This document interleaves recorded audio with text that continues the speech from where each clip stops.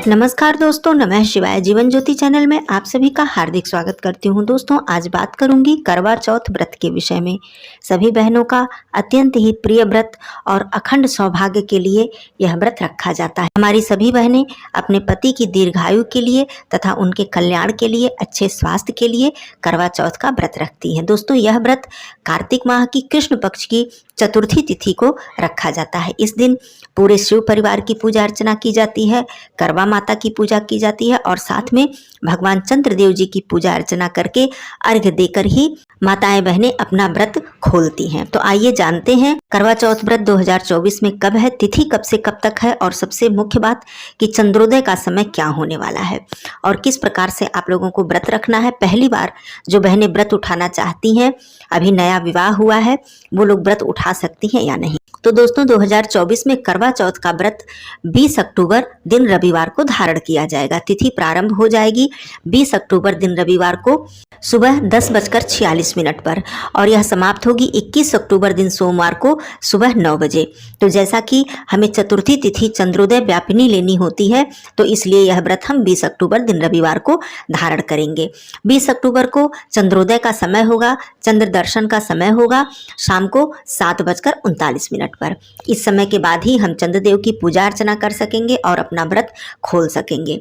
और अब बात करती हूँ, पहली बार जो बहनें व्रत उठाना चाहती हैं वो बिल्कुल उठा सकती हैं, कोई दिक्कत नहीं है। बस आप लोगों को ये देखना है कि इस दिन आपके घर का मान ना हो। मान अर्थात मान वह होता है कि जिस दिन हमारे घर के बड़े बुजुर्ग की मृत्यु हुई होती है, देहांत हुआ होता है, उस दिन का दिन हम लोग मान का दिन मानते हैं। उस दिन हम लोग कोई शुभ कार्य नहीं करते हैं, व्रत इत्यादि नहीं उठाते हैं। तो यदि उस दिन आपका मान का दिन नहीं है तो कोई दिक्कत नहीं है, आप लोग व्रत उठा सकती हैं। पहली बार का जो नियम है, तो अपने अपने घरों की अलग अलग परंपरा होती है। वैसे ज़्यादातर घरों में पहली बार की जो सामग्री है वो मायके से आती है, जैसे कि करवा, वस्त्र, श्रृंगार की सामग्री, सारी चीजें मायके से आती है। लेकिन आपके घर का जैसा नियम हो, आप उसी हिसाब से इस कार्य को करेंगी। अब दूसरा महत्वपूर्ण प्रश्न आ जाता है बाल धुलने का नियम और सरगी का नियम, अर्थात नहाए खाए का नियम।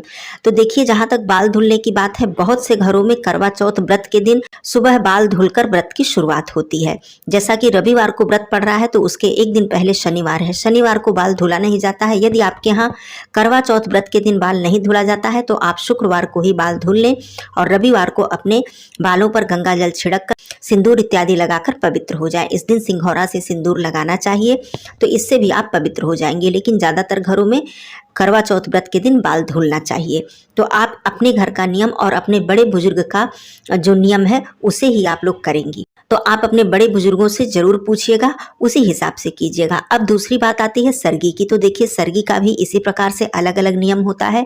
समय की जहाँ तक बात है तो सरगी आपको भोर में 3:30 से 4 बजे के बीच में अवश्य ही खा लेनी चाहिए। सरगी में क्या खाया जाता है, आपके घर की क्या परंपरा है, उसी हिसाब से आप लोग सरगी जरूर खाइएगा। वैसे ठंड का मौसम आ जाता है, दिन में व्रत रखना होता है और चंद्र देव के दर्शन के बाद हमें भोजन करना होता है, तो इसलिए बहुत कठिनाई नहीं होती है। लेकिन फिर भी आप लोग जलपान इत्यादि कर लीजिएगा, पानी पर्याप्त मात्रा में पी लीजिएगा। तो इस तरह से आप अपने व्रत का प्रारंभ कर सकती हैं। दोस्तों, यह व्रत सुहाग का व्रत है, तो इसमें माताएं बहनें सुहाग का जोड़ा जरूर पहने, अपने शादी की, अपने विवाह की जो चुंदरी है उसे जरूर ओढ़ें। आप नया वस्त्र पहन रही हैं, फिर भी अपने विवाह की चुंदरी आप उस पर जरूर ओढ़ें, क्योंकि यह बहुत ही शुभ होता है। और जिन बहनों का पहली बार है, उनका नया विवाह हुआ है, उन लोगों के पास तो शादी की बहुत सारी साड़ियाँ, वस्त्र है, वह उसे जरूर पहने। दूसरी बात, करवा चौथ व्रत में अपने विवाह का जेवर भी हमें जरूर पहनना चाहिए, जैसे कि मांग टीका है, मंगलसूत्र है, नाक की नथ है। तो ये सारी चीज़ें पहनना बहुत शुभ होता है। वैसे बहुत सी बहनें आर्टिफिशियल जेवर इत्यादि मंगाती हैं, यह आपका शौक है, लेकिन शादी के जेवर में से आप लोग जरूर कुछ ना कुछ जरूर धारण करें, ये बहुत ही शुभ होता है। दूसरी चीज़, इस दिन सुबह सवेरे आपको उठकर, जैसे सरगी खाने के बाद यदि आपके यहाँ स्नान करने का नियम है तो उसी समय आप स्नान कर लें, नहीं तो थोड़ी देर बाद आप स्नान करें। वैसे कार्तिक माह है, ब्रह्म मुहूर्त में बहुत सी बहनें स्नान भी कर रही होंगी, तो उस हिसाब से आप स्नान करके सुबह साफ सुथरे अच्छे वस्त्र पहन लें। 16 श्रृंगार आप शाम को भले ही करें, लेकिन सुबह भी आप मुख्य श्रृंगार करके अच्छे से तैयार हो जाएं। नया वस्त्र आप संध्या के समय पहने, लेकिन सुबह भी आप अच्छे सुंदर वस्त्र पहन लें। इस दिन आप कभी भी काले रंग के, नीले रंग के, भूरे रंग के इस तरह के वस्त्र ना पहने, चाहे वो साड़ी का सेट ही क्यों ना हो, लेकिन फिर भी आप काले रंग के वस्त्र धारण ना करें। तो सुंदर वस्त्र पहनकर आप सुबह व्रत का संकल्प लें, अपने पूजा के मंदिर में पूरे शिव परिवार की पूजा करें, माता पार्वती जी की पूजा, भगवान गणेश जी की पूजा, भगवान भोलेनाथ जी की पूजा अर्चना करके अपने व्रत का संकल्प लें और जो भी आपकी दैनिक पूजा है उसे कर लें। कार्तिक मास है, जो भी आपने नियम उठाया है उसे पूर्ण कर लें और दिन भर आप निर्जला और निराहार व्रत धारण करें। इसी समय के बीच में हमको जो प्रसाद हमारा शाम का होता है उसे तैयार करना होता है। अब इस बारे में सभी के घरों के अलग अलग नियम है, लेकिन मुख्य रूप से नए जो चावल होते हैं, नए चावल के आटे का फरा बनता है, सब्जी बनती है जिसमें कि लहसुन प्याज नहीं पड़ता है और खीर बनता है। ये 3 भोजन तो जरूर बनता है। मालपुआ भी बहुत से घरों में बनता है। तो इस तरह से जो भी भोजन शाम को प्रसाद के स्वरूप में आपके घर में बनता है, इसे साफ रसोई में साफ सुथरे तरीके से आप तैयार कर लें, क्योंकि इसी भोजन का हमें भोग भी लगाना होता है। तो मुख्य रूप से बहुत से घरों में खीर, मालपुआ और चावल के फरे का भोग भी लगता है। तो आप सब बिल्कुल साफ सफाई से अपने भोग प्रसाद को तैयार कर लें। उसके बाद संध्या हो जाने के बाद आपको फिर से पूजा की तैयारी करनी है। शाम को फिर से आप स्नान आदि करके आप नया वस्त्र धारण करें या फिर सुहाग का जो शादी का आपका जोड़ा है उसे धारण करें और पूरे 16 श्रृंगार करें। सिंघौरा से सिंदूर जरूर लगाएं, मांग टीका जरूर लगाएं, नथ जरूर पहने। इस तरह से पहनकर अपने शादी की चुंदरी जरूर ओढ़ें। एक चौकी स्थापित करें। चौकी पर आप करवा माता का चित्र, पूरे शिव परिवार का चित्र, पूरे शिव परिवार में माता गौरी जी, गणेश भगवान जी होते हैं, तो आपको अलग से गौरी गणेश जी की स्थापना करने की जरूरत नहीं है। बहुत से लोग चौकी पर भी चावल से चंद्रमा का निर्माण करते हैं। वैसे तो हम प्रत्यक्ष रूप से चंद्रमा का पूजन हमको करना ही है। तो इस तरह से आप कर लें। अब जहाँ तक करवा की बात है, तो बहुत से घरों में 2 करवा होता है, बहुत से घरों में 1 ही करवा होता है। यह भी नियम आप अपने घर का देख लें।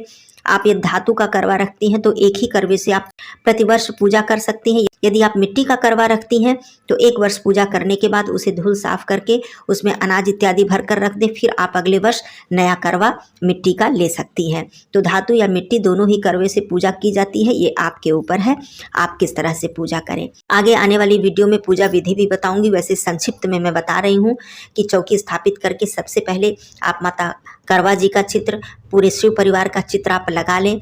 कलश की स्थापना करें। उसके बाद सबसे पहले भगवान गणेश जी, माता गौरी जी की पूजा करें, पूरे शिव परिवार की पूजा करें, माता करवा जी की पूजा अर्चना करें, पुष्प, अक्षत, सिंदूर इत्यादि से पूजन अर्चन करके धूप दीप प्रज्वलित करें और यहीं पर बैठकर चौकी जहां आपने लगाई है वहीं पूजन करने के बाद आपको करवा चौथ व्रत की 4 कथाएं भी सुननी चाहिए। उसके बाद जब चंद्रोदय का समय हो जाए तो आप भगवान चंद्रदेव जी को अर्घ्य दें। जल में कच्चा दूध डालकर, पुष्प डालकर और थोड़ा सा मिष्ठान डालकर आप अर्घ्य दें, परिक्रमा करें। और इस दिन जो आटे की चलनी होती है, चलनी से चंद्रमा के दर्शन किए जाते हैं, दीपक जलाया जाता है और उसी चलनी से अपने पति के भी दर्शन किए जाते हैं। पति के हाथों से पानी पिया जाता है। यहीं पर आपको अपना व्रत चंद्रदेव जी के समक्ष आपको अपना व्रत खोलना होता है। तो यदि आपके पति दूर हैं, कहीं बाहर रहते हैं, तो आप फोन इत्यादि में उनका दर्शन कर लें, वीडियो कॉल करके आप बातचीत कर लें। तो इस तरह से उनको प्रणाम करके आशीर्वाद ले लें। पूजन अर्चन समाप्त करने के बाद अपने घर में जितने भी बड़े हैं उनका चरण स्पर्श करें। दूर हैं तो फोन के द्वारा चरण स्पर्श करें। मैं हर वीडियो में बताती हूँ कि पूजा पाठ करने के बाद, भगवान का आशीर्वाद लेने के बाद अपने सभी बड़े बुजुर्गों का आशीर्वाद हमें अवश्य लेना चाहिए। कहा जाता है कि आशीर्वाद हमारे लिए इतना जरूरी होता है कि न जाने कब किसके मुख में माँ सरस्वती जी विराजमान हो कि उनका दिया हुआ आशीर्वाद हमें लग जाता है और हमारा कल्याण हो जाता है। तो आशीर्वाद तो हमें हमेशा ही अपने बड़ों का लेना ही चाहिए। तो इस तरह से करने के बाद अब आपका जो भी घर का नियम है, जो आपके घर भोजन किया जाता हो, वो भोजन इत्यादि आप कर सकती हैं। आगे और भी वीडियो आएगी। आप सभी माताओं बहनों को आने वाली करवा चौथ की हार्दिक शुभकामनाएं। माता करवा जी की कृपा, माता पार्वती जी की कृपा आपके सुहाग पर सदा ही बनी रहे। आपका अखंड सौभाग्य सदा ही बना रहे। दोस्तों, वीडियो पसंद आई हो तो इसे लाइक जरूर कीजिएगा। चैनल पे पहली बार है तो चैनल को सब्सक्राइब कीजिएगा। कमेंट बॉक्स में नमः शिवाय अवश्य लिखिएगा। दोस्तों, फिर मिलती हूँ अन्य वीडियो के साथ। तब तक के लिए धन्यवाद। नमः शिवाय। हर हर महादेव।